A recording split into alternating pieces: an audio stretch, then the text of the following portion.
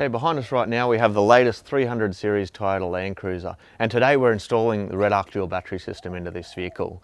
You can see we've already installed our accessory harness and our dual battery tray, so you can see other videos as to how to do that.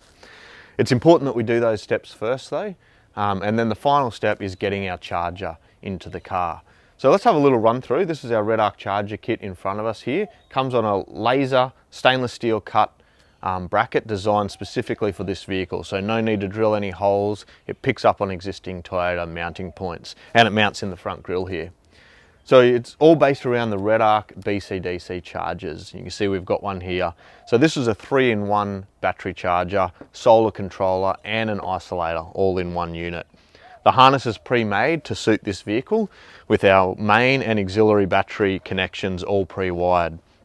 Also, as part of the charger, as we mentioned, it's a solar controller inbuilt, so there's an Anderson there designed to take solar input directly, which means just plugging our 12-volt solar panels directly into there, the REDARC charger becomes a solar controller. So that's a little rundown of the unit. So let's look at how to get this installed into your 300 series LandCruiser. So our REDARC BCDC charger gets mounted in the front grille here. So the first step in installing it is to remove this plastic shroud over the top of the radiator. Easy to do. You'll see these little plastic clips here. We might just get a close-up. And you'll see there's two sections to the clip. So all we want to do is push down the first section, and we'll go through and do that to all of them. Push them down. Now just carefully, we want to pop them up one at a time. So I'll just pop this one up and it's released. And I'll just show you how these clips work. Well, we've got one in our hand.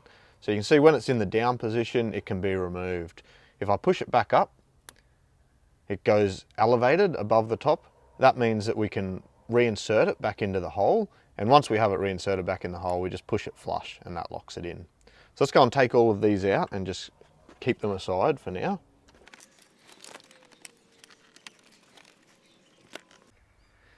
So to prepare for our REDARC charger to be installed, we need to remove two bolts from the Toyota subframe. So I've got a 12mm bolt here that holds our horn and a 10mm head here that holds this bracket. So we need to totally remove those.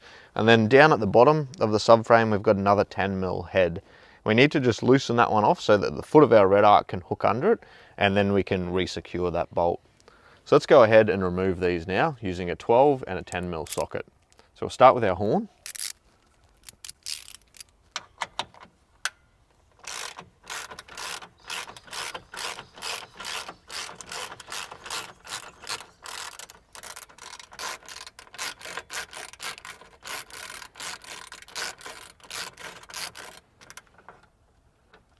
Now, just going to leave that horn just hang there for the moment. It will be reinstalled.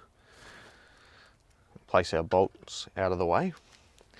I'll just swap to the 10mm socket.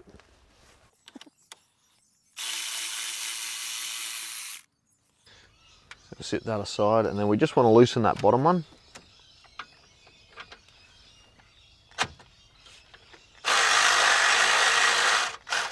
Just like that, and leave it actually in the hole.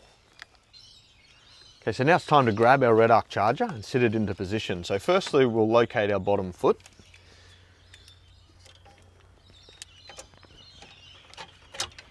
So that hooks in nicely under that bolt that we just left loose. Next, we want to face our horn backwards. So we just, instead of it facing that way as it did, to make room for our bracket, we just face it 180 degrees facing backwards. And we'll start by placing that bolt into position. And then our third bolt, reinserted back into there. So now that we've got them all started, we can secure them. So we'll start with our 10mm bolts.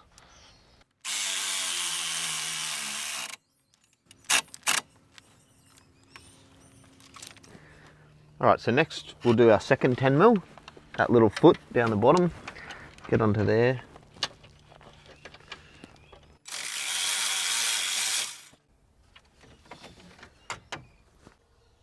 Now for our third and final bolt, the 13mm, we're just going to have to use a spanner to secure this one, just because the REDARC charger's in the way to get our socket in.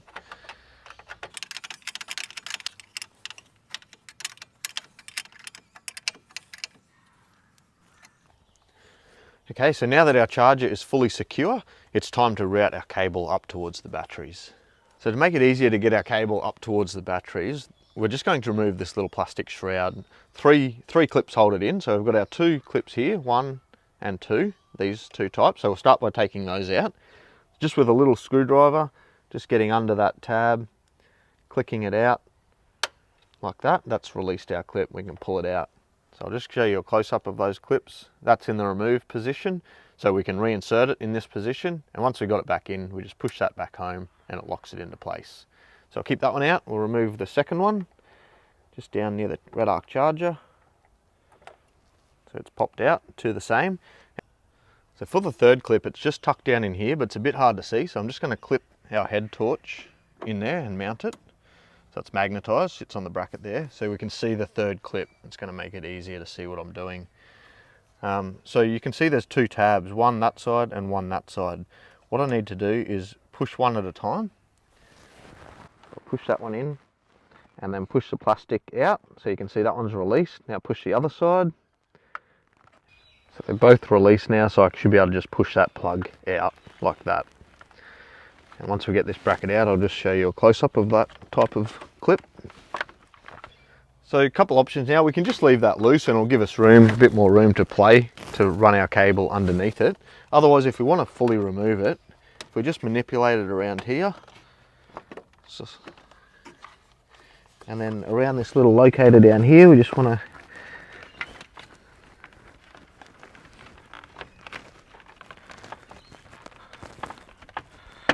maneuver it around there, and then we can get it fully out of our way. Just give us a little bit more room.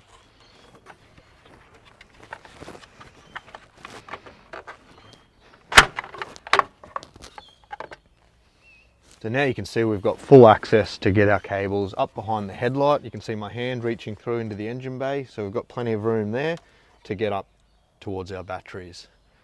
Okay, so our general direction is we're heading across over the bracket here near our headlight, heading in beside the headlight, and we'll come out near this air cleaner here. So we just want to find the end of our auxiliary and main cables, feed them through. Plenty of room, so quite easy to just reach in and grab them. And then as we pull our positives, we want to feed our negatives in as well. Reach in and grab them. Once we've got a hold of all our cables, we can just pull them, the whole harness through. And the last bit is our Anderson for solar. So let's just sit our cables up where we want them to be. Feed our Anderson through.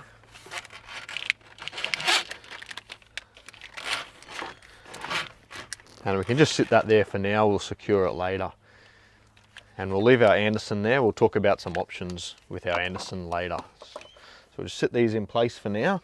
The next thing we want to do with our battery harnesses is to route them under the vent from the airbox and follow the existing Toyota harness up towards the battery. So I'll start by getting our positives under this little air cleaner vent, feed them up. Once again, I can grab them. So I've got one, I'll do him first. That fuse holder right up and maybe sit it out the way so that I can grab my second one. Found the second one there.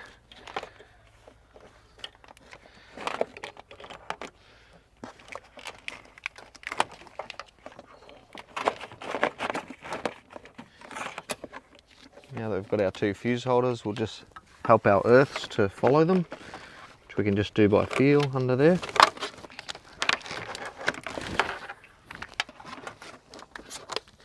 Okay, so we've got our 2 negatives and our 2 positives, so we can just pull all of our cable through now.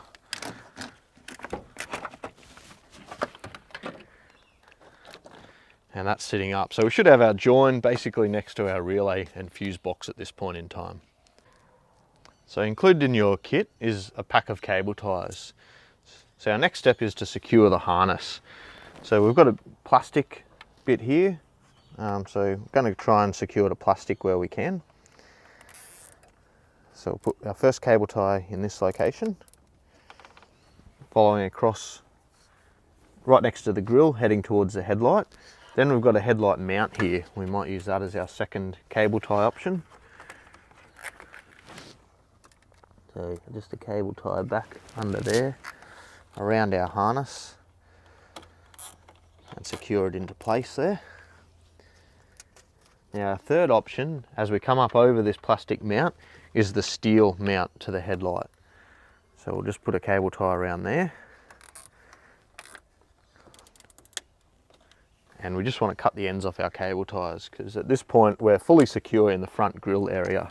So it's a good time to reinstall that plastic shroud that we just took off. Okay, so if you did decide to fully remove this shroud rather than just leave it in there loose, it's time to reinsert it back into position. So we're just going to manipulate it around to get it back sitting in its location so that we can put those clips back in.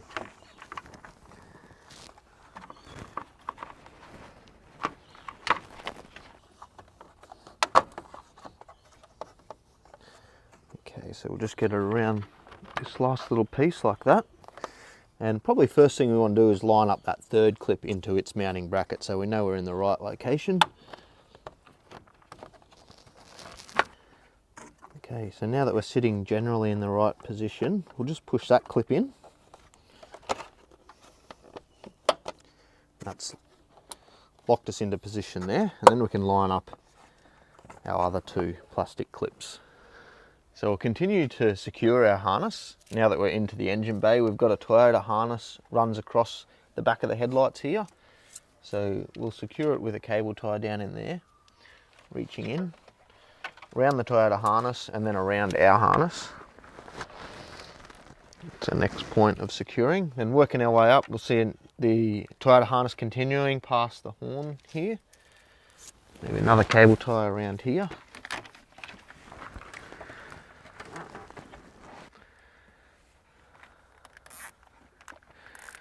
And that brings us up to our Y join, where our batteries branch off. So we'll just cut our cable tie tags off again. So now that our electrical harness is fully secure up to the batteries, it's time to start preparing to make our electrical connections. To do that, we'll remove this little shroud above the batteries. Now there's one plastic clip, same as the front grille that we took out. So I'm just pushing that tab in, like that, pulling the clip out, and releasing it. So it's the exact same one that holds our grille in above the radiator. So we'll just place that aside for now. And then we can lift this whole plastic shroud. There's feet locating it in the back, so kind of pulling it towards us and up. We'll release it like that. And we can just sit it on top of the engine at the minute. So the first thing we want to do before we make any electrical connections is disconnect our positive terminal of the main battery. So just loosening off that 10mm bolt, and a little wobble side to side should release our battery terminal while we're lifting up. And what we want to do now is lay our harness into position under the positive terminal. So I'm just going to lay those down beside the relay fuse blocks, around the back, in between the battery and the fuse box, and into the area in between the two batteries, like so. And we want to distinguish between our auxiliary battery harness and our main battery harness and get them kind of sitting in the right area. So just sit them aside for now. So now that we've got our harnesses sitting into position in between the two batteries, the first battery we're going to connect to is the auxiliary battery. So we'll start by securing our MIDI fuse holder to the hold down clamp. The connections on the auxiliary battery may vary depending on the model or the make of the battery.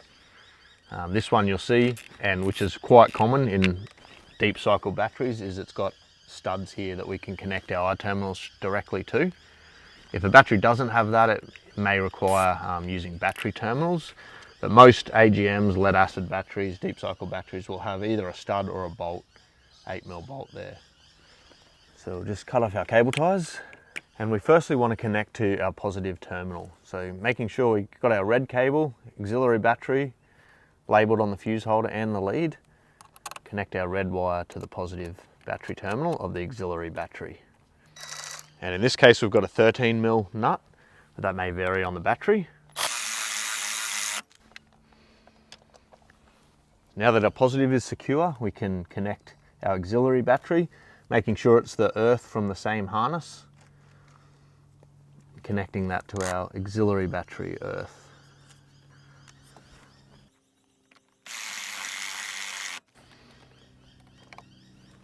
Okay, so now that our auxiliary battery is fully connected electrically, we can move on to the main battery. And starting with our negative terminal on the main battery, we're going to remove the stud on the back of the negative cable that comes off the existing Toyota battery terminal. So we're using a 12mm socket here, 12mm nut on the negative terminal.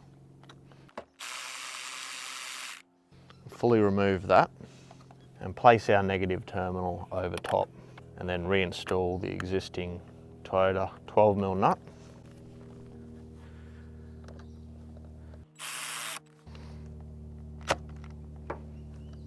And fully secure that. So next thing we want to do is secure our MIDI fuse holder for the main battery. We're going to do that by securing it to the handles of the main battery. And we're just going to take a bit of a turn here and face it back towards the auxiliary battery.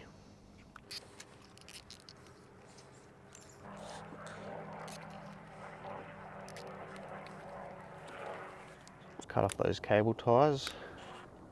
So now we can go and reconnect our main positive battery. So we'll place that back over the terminal, and just a bit of movement back and forth is going to get that terminal all the way down on the battery, and then we can do up our 10mm. This 10mm will lock our battery terminal into position. Now, because we're on the positive terminal, make sure that we're not touching anything, because it is a live terminal. So we want to make sure we don't touch any negative part of the body of the vehicle.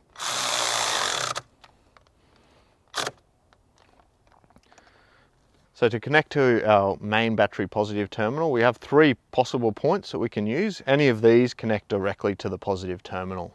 So I'm just going to go where the existing Toyota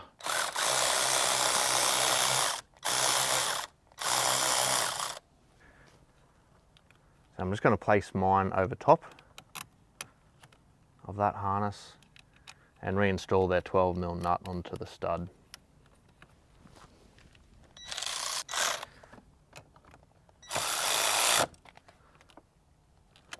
And we can do that up nice and tight. And then I'm just going to sit my harness into position, tuck it down beside the batteries, just to lay our cables nice and neat. Due to the change of orientation in our battery locations, we've had to turn our positive terminal out this way against the relay and fuse box. It just means that our positive cover doesn't quite go on the same way. You can see it's touching our relay cover there. So we just need to make a modification to this cover so that we can still cover the rest of our positive terminal. So all we need to do is take a trim out of this section of the cover. So I'm going to do that with a pair of cutters. You can see I'm just going to take a cut down there, like that, and on the other side as well. Like that. Once I've cut all the way up the sides, I'll just bend that up and just break that back piece away.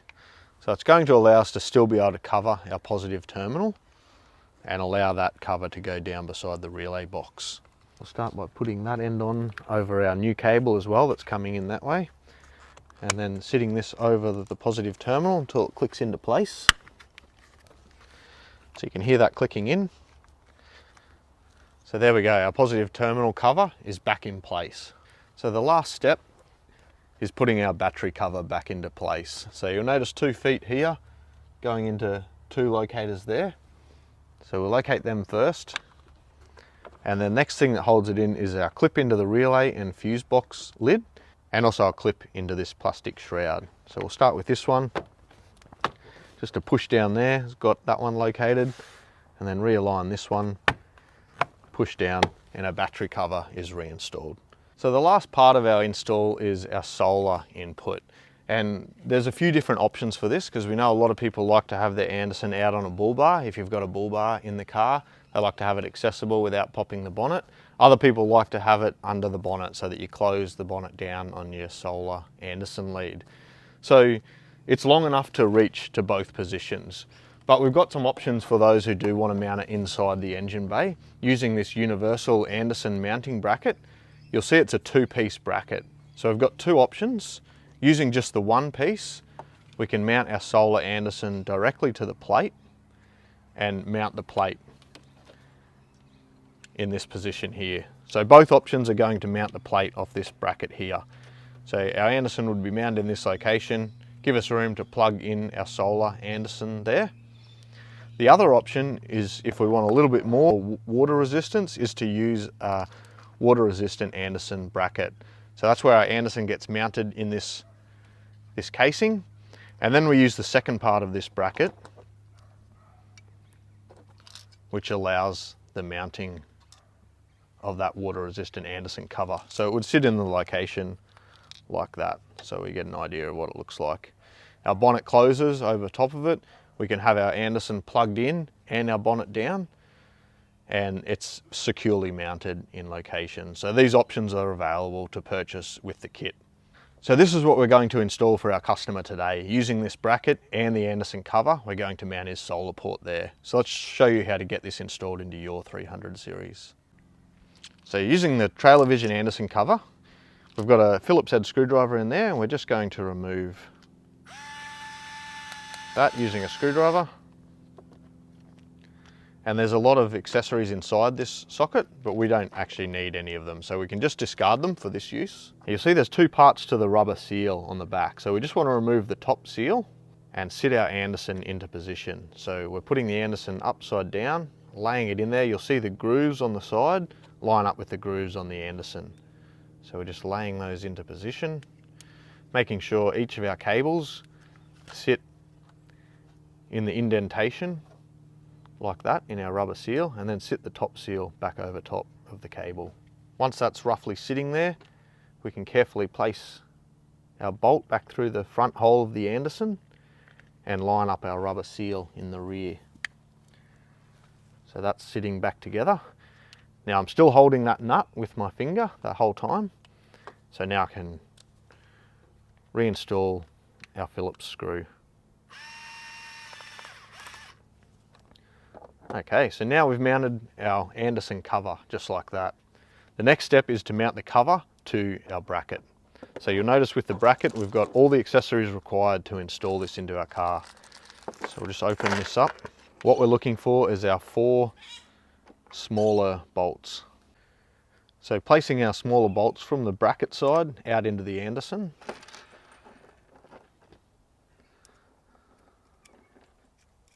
We can just do them up finger tight now to hold us into position.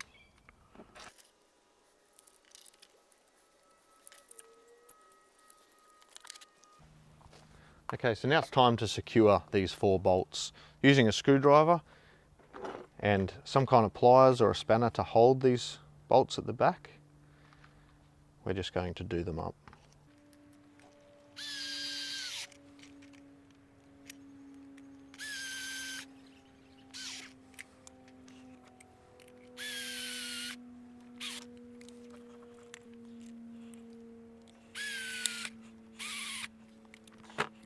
Okay, so now that our Anderson and cover are mounted to the bracket, we can look at securing the bracket to the vehicle.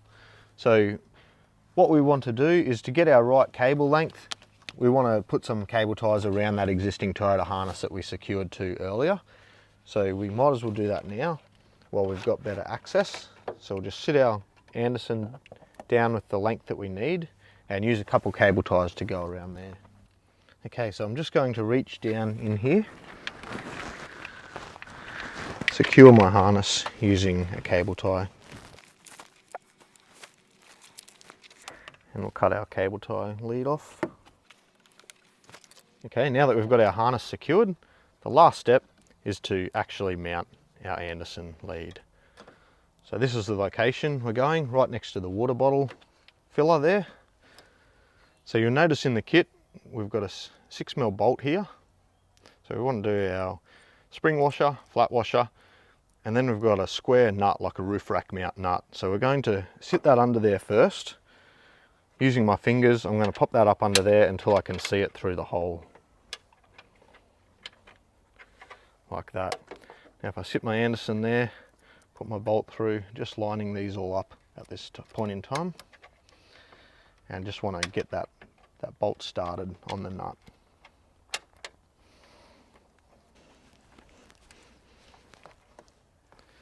Okay, so now that's done up finger tight, I can get an Allen key and really secure that bolt into place. So using our Allen key, we just want to push this bracket all the way out, so you can see it's an elongated hole. So I want to make sure it's all the way into the engine bay, do up our bolt, and that bolt, being a square nut on the bottom, is just going to grab on its own. We don't need to worry about holding the bottom. Now if you've opted to go with the cover, it means we've used both the brackets, the upright one, and it does bring it quite close to the bonnet. So what we recommend doing is, that's why we push it all the way to the engine bay, and we just give it a slight little push there, and it puts a nice little fold into that bracket and ensures that our bonnet isn't going to hit it in any way. If you don't have the Anderson cover and the Anderson's just mounted, it's a lot further down and no issues there at all. But that just ensures that we're not going to get any rubbing on our bonnet, inside of our bonnet. Okay, so now that our dual battery system is fully installed, it's time to test the unit. The first thing we're going to see is our profile light is going to be lightly flashing in the background. That means we're in isolation mode. And in this case, we're in A profile because we're using a lead acid battery in a hot environment in the engine bay. So we're in A profile. If we had a lithium battery, we'd see the LI light on. So that just tells us that we're in isolation mode. The first thing that we want to test is the vehicle charging. And the way we do that is we start up the vehicle. So we'll start up our vehicle now.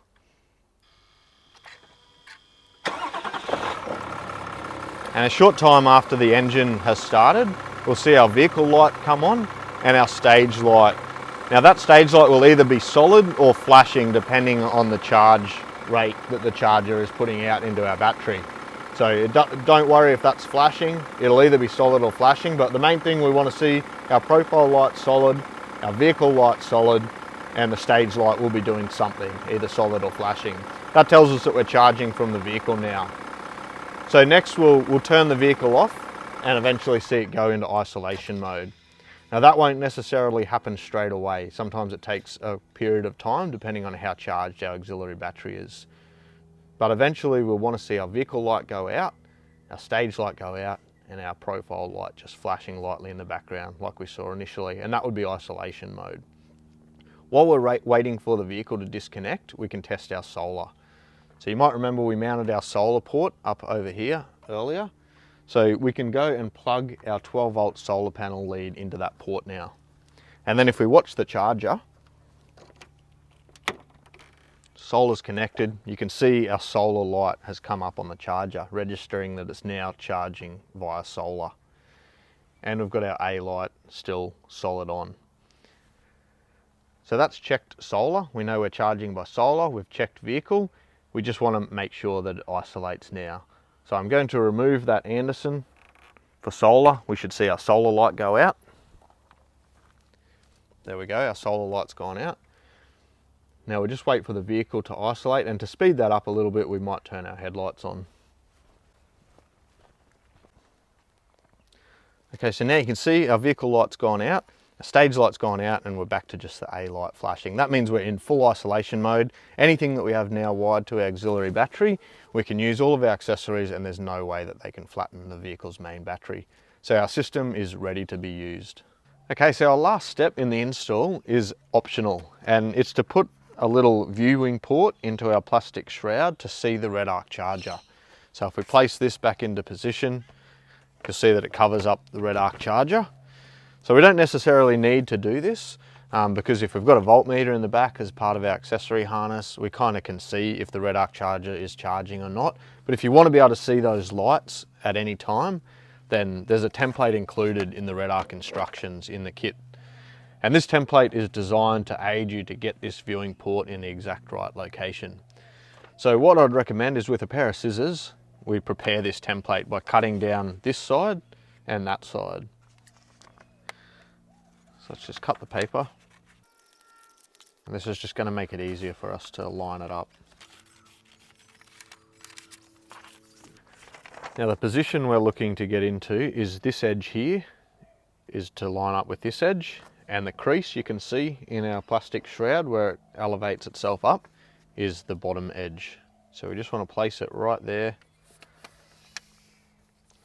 And you'll notice that this is where we want our viewing port to be. So at this point in time, with a small drill or some kind of marking, a sharp edge, we can mark these 4 points and then take the shroud out to drill our holes through. Okay, so using a small drill, just ensuring that we don't drill all the way through. We don't want to hit our charger under there. So we're just looking to mark it at the moment. So just a small turn in each spot. Like so. If we remove our template now, we've got our location. So we can take our grill back out and just going to make it easier to work with. So now that it's out of the car, we can just drill these holes out completely.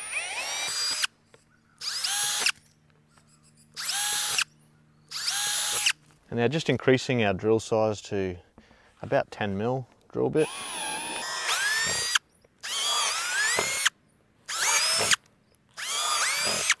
Now the next step, we're going to use a nibbler tool.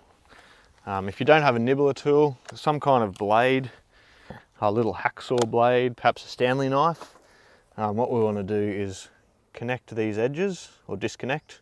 So cut through that edge there, and then our long edges. So we're looking to make a big rectangular hole there.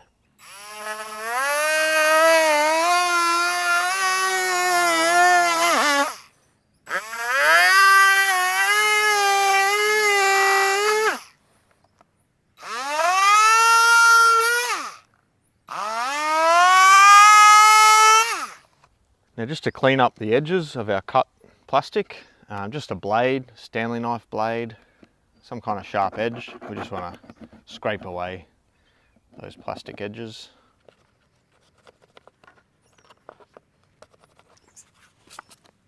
So the last thing we need to do is reinstall our shroud. So we're just using those plastic clips, making sure they're elevated, the center tab is up in the air. That allows us to put them back through the holes. Then we're just pushing them home. So we'll just run through and do that to all of these clips.